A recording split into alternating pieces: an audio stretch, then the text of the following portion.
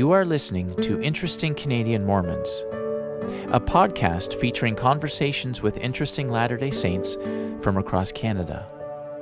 I am your host, Samson Nordquist. Today, my guest is author and humorist Kristen McKendry. Kristen's books span many genres, including romance, murder mystery, biography, and historical fiction. She has even written children's books.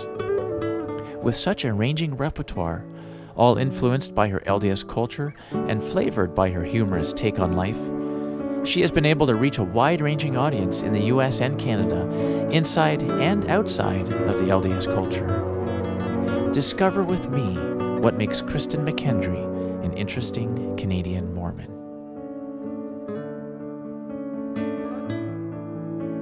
And today I'm very, very excited to have an interview here with Kristen McKendry. How are you doing, Kristen? Fine, thank you. That's excellent. Kristen McKendry began writing in her teens, and her work has been published in Canada and in the US. She holds a bachelor's degree in linguistics from Brigham Young University and has always been a voracious reader. Kristen has a strong interest in urban agriculture, sustainable living, environmental issues, and the local foods movement.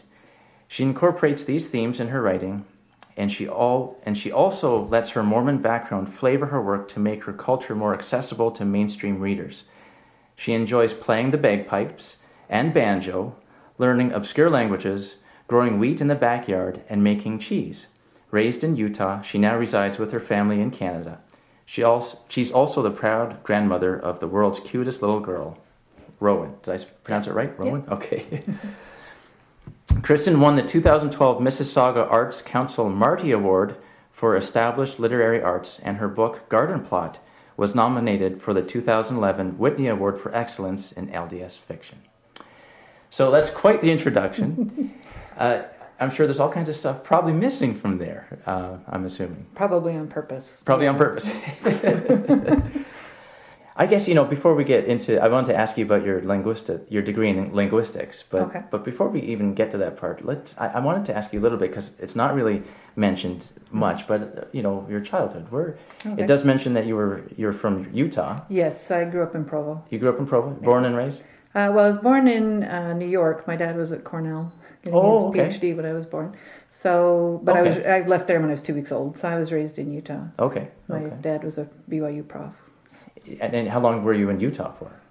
Until 1989, so less than half of my life, I suppose. I've been here 25 years. 25 years here? Yeah. Yeah. So. And so. I won't say how old I am. Okay, no. But yeah, I was married with a child by the time I moved to Canada. Oh, okay. Yeah. So my whole life I grew up. Yeah. Okay.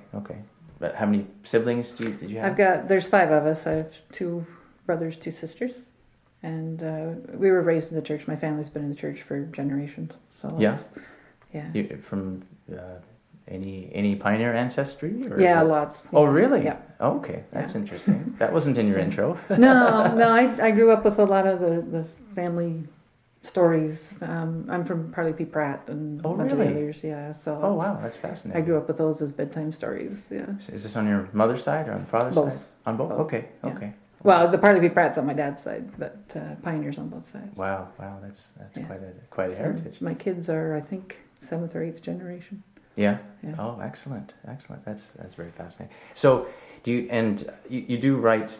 I mean, we'll get to your writings. You do write a lot, and it says here that you let your Mormonism, your Mormon background flavor your work. And I guess does any of your ancestry get in there too, or is that? I did use the name of one of my ancestors in one of my books, but other than that, no, it's not patterned after. I did do a couple of children's stories years ago that were based on family stories, pioneer stories. Okay.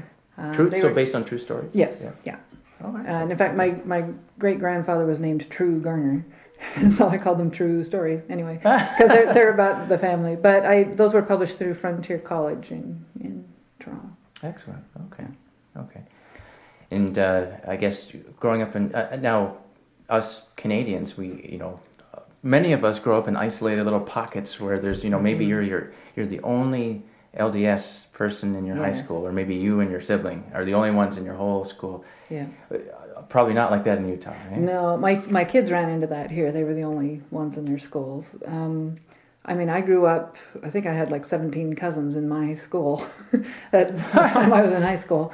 But your ward is one block. You know, you all walk to church, you all walk to, seminary was during school. You actually got time off school classes to go It was an to actual seminary. Yeah. part of the curriculum. The building was just off of the school grounds, and you just go up, during one of your regular classes for seminary. So it was very different. I think I knew one kid growing up who was not LDS. The one poor kid on the block. The one girl. She was a friend of mine. I'd go ride her horses. But she was very outnumbered, Yeah. Yeah, it's quite a different story than most of us here. can. Maybe a little bit in Alberta, you might get a little bit of that. Very similar, yeah. But for the most part, it's quite a culture shock. How did you find that? Seeing your own childhood contrasted with your own children's experience with school. Yeah, we made a conscious choice to try to.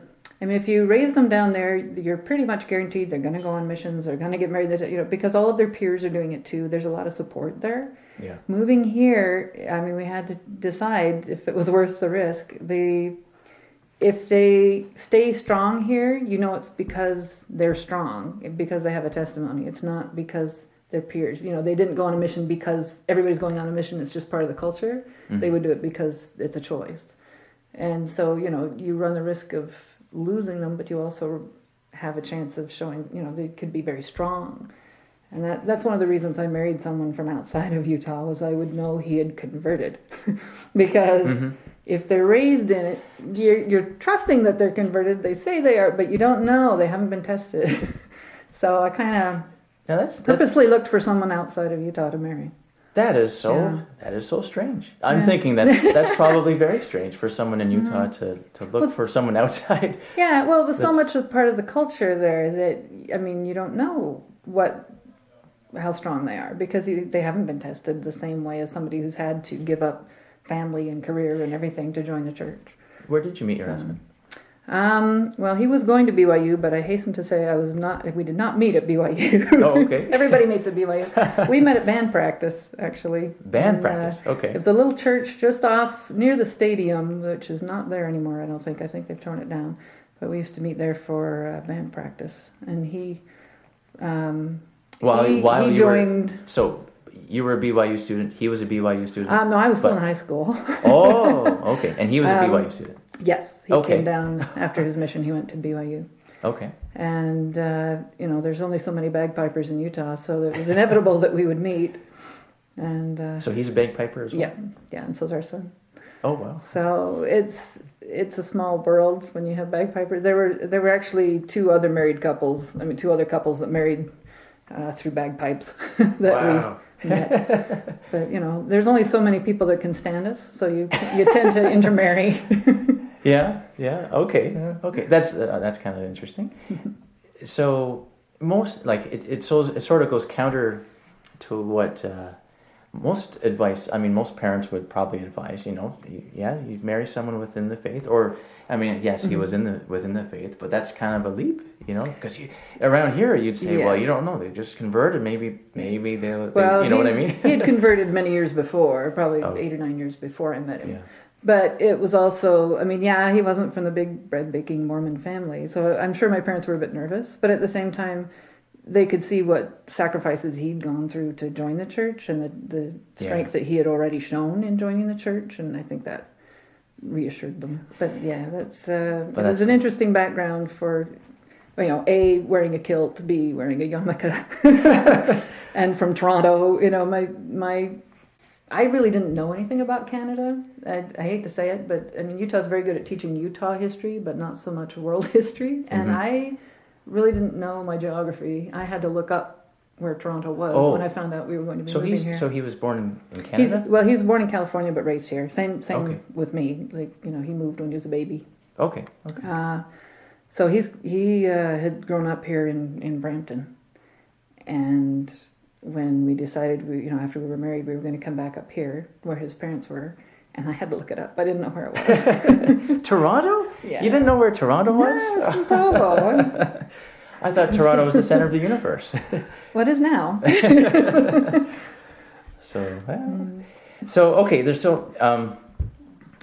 You mentioned bagpipes, and you still play bagpipes? Yeah, off and on. I'm not as into it as he is anymore.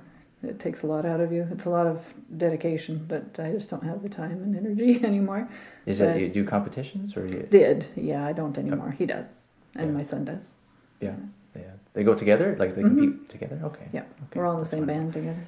And you play banjo as well, which I didn't know that. Yeah. That's how long have you played banjo? Oh, since I was 13 maybe. Really? Yeah, a long time. You can learn a normal instrument. Well, see, everybody else in my Bagpipes, family, banjo. or classical piano and clarinet and ballet, and of course I had to do bagpipes and banjo. I do have a sister that also plays a lot of folk instruments, and we all play a lot of different instruments. It's fun to get together as a family to jam sessions. Does everyone play like the banjo, or does everyone picks a different instrument, and you got banjo? Or? Well, we all picked whatever we wanted to, but we tended to come home and teach each other. So Yeah. I would teach my brother guitar, and he'd teach whatever. So we only paid for lessons once, but we all ended up playing a lot of different instruments.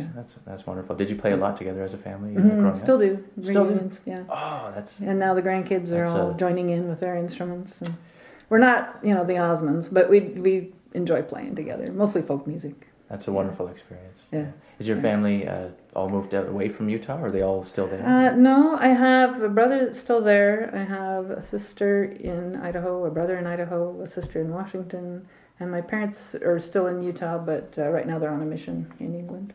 Oh, wow. Excellent. It's their second mission. Wow. Yeah. Fascinating. All right, so take us to your studies at Brigham Young University. Okay. You hold a bachelor's degree in linguistics. And can you explain to us, for those of us that don't know, what is linguistics? What is a bachelor's degree in linguistics? It's the study of language, not necessarily just learning languages, but how language is structured, how children learn it, how people with head injuries lose their language. It's all different aspects, historical, anthropological, neurolinguistics. It's all different. BYU's got a great program. Is that, I think Brad Wilcox is part of that? No idea. Oh, This is 25 years ago, 30 years ago. Okay. So So it's the study, that's pretty broad, what you described there. So you learn lots of different languages, but you're also learning how to learn languages, or how to teach languages, how children acquire language, bilingualism. And so, you mentioned a lot of things like how how societies could lose languages, and how there's is there one specific area that you went into, or that you studied, that you focused on, or was it pretty broad? You learned just about everything. My interest was the way children learn language. So actually, when my own children were learning, I would record them. I would keep notebooks. Oh, really? I would do games with them and experiment with them in ways that to use them as my guinea pigs. I would have fun with my children. I would, in kindergarten, I would teach them a new word every morning, and they would have to find a way to use it during the day.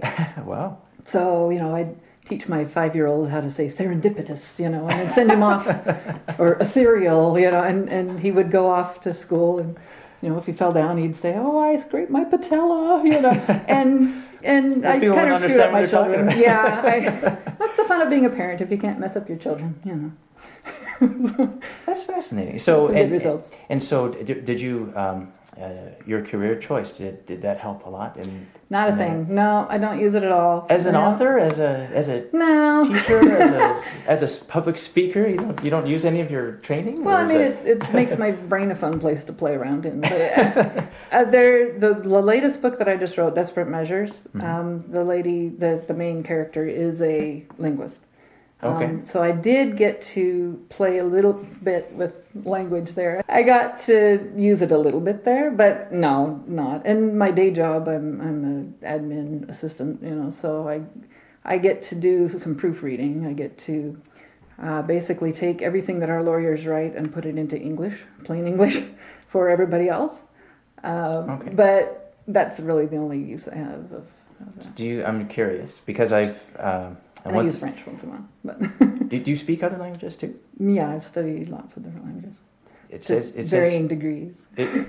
So, I guess as a linguist you would know many, but is there? What are the fluent ones that you do know? Fluent English. Yeah. Okay. 30 years ago, I would have said Welsh. And French. I thought I knew French really well until I moved to Canada and figured out that my French was a very different French than they use here. Oh, yeah. So I can still read it. I can kind of understand it, but I don't speak it. You were learning French, not Canadian French. Yeah, well, but my teacher was also, he learned his French in Tahiti. So it was Tahitian French, mixed totally with Parisian. Yeah. Okay. So not really useful. Now, we haven't mentioned this yet, but you have been a gospel doctrine teacher in the past. Mm-hmm. I've been in your class, and I remember, and I must say that you were very, very good. You're a very gifted teacher because you made the classes very interesting, very funny a lot of times, and you made us laugh, you made us cry, you taught us a lot. And I remember, because I just read here, that you had studied linguistics. I remember you teaching us the whole, the Hebrew roots and all, the names, Abram becoming Abraham and Sarai becoming Sarah and all that. I mean, how does your training, do you kind of look through different lenses because of your training when you look at scripture, when you look at biblical text? I think so. I wish I knew more. I wish I had studied it more. I only took maybe 3 or 4 years of Hebrew, and that was a long time ago, so I've forgotten a lot of it. Only 3 or 4 years? Yeah, well, but the more you learn, even just a little bit, it opens up whole different things. It's a whole different vista when you read the scriptures, because, especially Bible, because you're getting things out of it that you would have missed otherwise. Even in the Book of Mormon, though, I can see some things in there, some constructs, some parallels, some use of language that has to be Hebrew based. Like there's a lot of Jewish culture going on in there that you kind of would miss if you hadn't studied a bit. Now, part of that helps. My husband can interpret some of it for me because I know the Jewish traditions that I would have missed otherwise. But yeah, it's some very interesting stuff. So with all your Hebrew training, you're looking at that, and that just screams Jewish. Is that what you're looking at? That's very interesting. It's just simple little things that suddenly make sense now because like for example, Eve. Okay. Adam's going to name Eve. What are you going to call her? Oh, I'll call her Eve because she's the mother of all living. Well, that makes no sense at all in English because Eve means good night, And what is he saying? Why does that mean mother of all living? Well, Eve is Chava. And Chava... say again? In Fiddler on the Roof, his daughter Chava. That's Eve. Okay. But Chava comes from the root word of Chai, which means life. So Eve really means life. She's the mother of all living. Well, now it makes sense. Stupid little things that fly over our heads. So if her name was Life, because you're the mother of all living. Makes sense now. That's sort of what it's saying. Okay. Yeah. Just like Adam means man, but it can also mean earth. He comes from the dust, right? So. See, you totally missed that in English. Yeah. So when you read your scriptures, do you read it in Hebrew or do you? No, English. Yeah. Okay. Yeah, I've got one of those that's interlinear. Okay.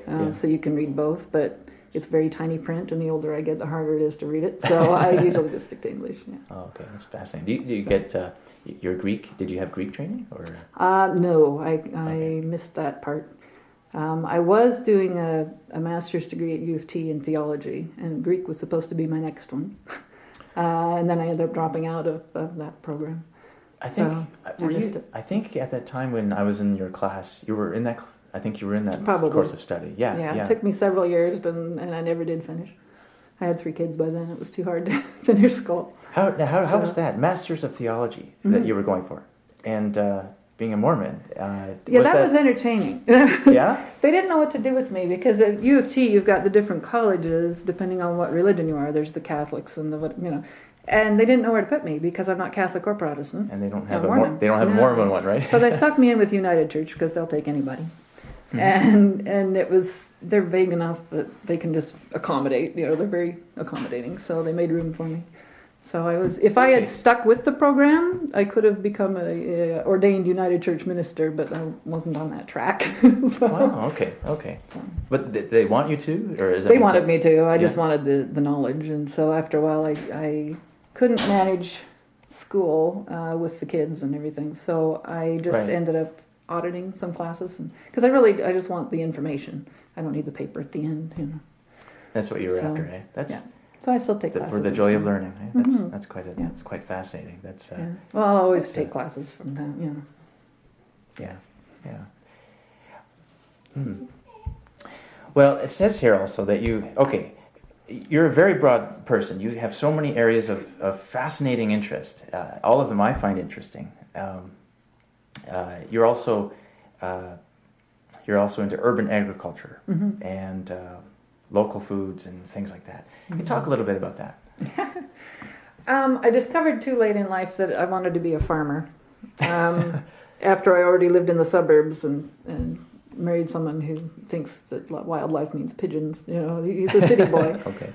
So I do what I can in the backyard. But there was, for a little while, I was also using somebody's farm out in Bolton. But it's just too far to travel. She was letting me use it for free, but just because you needed the space? I needed the space, yeah. The yard wasn't big enough. But why is it a passion for you? My family all come from farmers, but I don't know. I grew up. My parents always had a wonderful vegetable garden, and you know we would bottle fruit and stuff together. And I just kind of assumed everybody did that, so I kept doing it after we got married. Did everybody do that in Utah? Well, yeah, pretty much. Okay. Yeah, I think so. At least at the time. I don't know if they still do. Kind of a cultural thing. Mm-hmm. Yeah. But I don't know. I found I like being outdoors. I like the self-sufficiency, the self-reliance, you know, knowing that I can provide for my family if I need to. And just, it was fun to teach my kids and have them out in the garden with me. I mean, that's kind of one of the staples in our upbringing in the church. Yeah. I mean, to be self-reliant, to be able to provide. Yeah. And so even if, you know, I don't need to make my own sugar out of sugar beets, but I know how if I need to. I've done it. So, now, I don't know what it's like in Utah. I know what it's like in Canada. A very small percentage of the people actually do that kind of stuff. Yeah. Well, at least here in the GTA, it's hard because nobody has big yards. I mean, it's only so much you can do. It's hard. It's not part of the culture, really. Yeah, unless we're you're not. Italian. Most of us were not farmers, and don't know how to do things like that. But we should. I mean, we're supposed to. I mean, that's the. It's not like it's not a commandment, but it's more. It's a very wise counsel. The whole food storage idea. I mean, that's strong counsel. That's something we are supposed to be doing. But I just kind of took it a step further. I'll provide what's in those cans, not just buy it. But it's just a personal satisfaction. Yeah. I try and grow as much of our food as I can. Have you had any callings that use this skill in the past, or any sometimes they have those? I've taught a lot of workshops and things, but not for the church. Like I may have taught homemaking kind of thing, but I teach workshops through gardening clubs and permaculture clubs. Okay. So I've taken I took a field trip of about 15 non-members to the LDS cannery to show them how that works. They bought like $2,000 worth of food storage to take home. They were thrilled. They thought that was so exciting that they could do that. I've found I get a lot warmer response from non-members than members when it comes to gardening. Isn't that interesting? Yeah. Well, yeah, it is a very impressive warehouse that the church has. Yeah. And well, we took them through the bishop's storehouse, half of it. Yeah. And they found that really interesting, that we have our own welfare system and everything. I mean, that's unusual. Yeah. Yeah, that is. All right. So the public speaking that you do, is it mostly on your passion for that, or is it you speak on a few things? Yeah, I've done a lot of emergency preparedness, that kind of stuff. I've also taught. I wrote a seminar of how to live according to your values. So it's life simplification, but how do I even describe it? It's how to make sure that the important things in your life are getting attention, which usually means cutting out all the unimportant stuff. How to determine what's not important to you. And instead of giving you a list of, to-do list, it's a list of stuff to stop doing. Okay. So I've taught some women those courses. I haven't taught any guys yet. How come? I don't know. Nobody signed up. Oh, okay. I taught it through a wellness center in Oakville. Oh, excellent. Okay. So not through the church, but just through... just a workshop. Okay. Yeah, that's something that's, I think, very well needed, especially in Well, and even if today's you've culture. Yeah, even if you've gone through the seminar kind of thing, you still need a refresher. I need a refresher once in a while. You tend to get bogged down in things that, are nice and good, but they're not important. So, and when you're as busy as I am, you got to cut down to what's important. So it's selective neglect. I let a lot of things slide so that I can do the stuff that's important. When you do your next workshop, do you know? It isn't set up yet. It'll start up again probably in spring. Okay. When you do, let me know. Okay. You know what? I had one of the people in my ward. I was talking to him about this and asked him to come over and do something with me, and he said, "Oh, sure, I can do that. I got lots of extra time." And I thought, who says that? Who has lots of extra time? And he has a very demanding calling. He has a big family, and he owns his own business. He runs his own business, and so I'm like, wow. how does anybody who does all that say, "Oh yeah, I got lots of extra time"? And I asked him, and he told me it's on purpose. He actually has structured his life in a way that he has a lot of extra time because I guess he does what you teach. And I'm always amazed at people, since I'm at a book signing or something, and I get a lot of people that say, "Oh, I love to read, but I don't have time. So I never get to read." And it's like, I would shoot myself. How can you possibly not have time to do something it's not that important to you then if you haven't made time for it, So I make sure I have time. So if someone wanted to, you know what? I'm one of those people that would say something like that. Yeah. I would love to read, but I just can't. I'm too busy. I'm one of the world's busiest people, but I still read 2 or 3 books a week. That's because that's important to me. Entire books? Yeah. That's impressive. Well, no, that means I have 5 hours a day on the commute to Toronto, so I do a lot of reading on the commute. Yeah. But hey, it's uninterrupted reading time. Good use of time. That's for sure. Wow. Yeah. So it just depends what's important to you. You make room for, some people it's important to go shopping or it's important to go on the boat or, they make room for it. So a question, what drove you to do something like that? Why did you take it upon yourself to write this essay or to write this course? Yeah, to help people. What? Self-therapy at first because I had 3 little kids and my husband was in school and we were both working full time and living far away from any family, so no help at all. And plus, teaching at church. I've been teaching Relief Society most of 30 years now. So I've always had something going on, plus the writing, plus the gardening.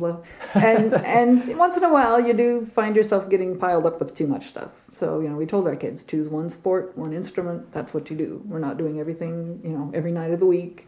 We're not going to be involved in everything. You have to choose. So that's very wise counsel, yeah. Yeah. So I grew up with music lessons probably 6 nights a week, so oh, really? You do have to draw the line somewhere. You can't continue that as an adult when you've got everybody else is also doing 6 nights a week. So could you say that you've got lots of free time now? Yeah, I do. Yeah? I do. I watch way too much TV. I read a lot. I putter in the garden. I walk my dog. I lay around on the couch a lot. Yeah, no, I've got lots of downtime. I'm definitely, I'm in. You let me know when next time you have a workshop. Well, the key is I get up at 4 a.m. Oh, okay. And I'm up till about 11 at night. So, yeah, that's my free time is I get up early before everybody else is awake. Because then the house is mine. Yeah. I'm sure that's part of it too. Yeah. My husband does a lot. I have to say, I couldn't do that if my husband wasn't cooking and cleaning, and he does a lot of stuff. Yeah, no, that's a very, very good. You marry well. Supportive that's husband. The important part. Very good, very good. All right. Well, maybe this is a good opportunity to kind of segue into some of the writing that you do. Okay. You mentioned that, you read 2 to 3 books a week. Mm-hmm. If I read 2 to 3 books a year, I'm impressed with myself. Sad. No. That's, I've tried not to read that much, and I go through withdrawal. I can't do it. I hang over people's shoulders on the subway, reading what they're reading. Yeah, I can't. Yeah. That's. You know what? I'm gonna talk to you after the interview. I'm gonna ask you about how to do that. How do I get reading more? Because I know that. Just from a lot of successful people, I hear that every successful person is a reader. Mm-hmm. They just are, and that's. I'm not sure. I think that's the most important thing to teach kids, especially. No matter what else you learn in school, learn to love to read, because you can learn anything from a book. Yeah. And some of the best educated people I know never went to school; they just got it from books. This is the end of part 1. Join us in part 2, where we talk about Kristen's books specifically, and also where she explains her somewhat unique writing methods. Thanks for listening.